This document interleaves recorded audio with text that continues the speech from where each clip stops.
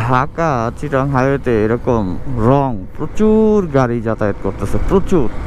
মানে আমি first time যাচ্ছি এই চিটাং বাইক নিয়ে, কিন্তু এই যে পরিমাণ আমি রং সাইডে মানে গাড়ি চালানো দেখলাম সেটা অসম্ভব। এবং ছুটির দিন, এই কারণে রাস্তা জ্যামও আছে, কিন্তু প্রচুর পরিমাণে এই যেরকম রং সাইডে প্রাইভেট কার বলেন, CNG, auto rickshaw, motorcycle, everything, প্রত্যেকটা গাড়ি এই রং সাইডে চলতেছে।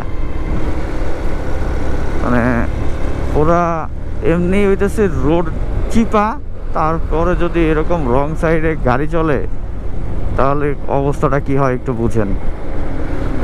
জাদা লেভেলের অবস্থা আর কি। শুধু রং সাইডে গাড়ি, শুধু রং সাইডে গাড়ি।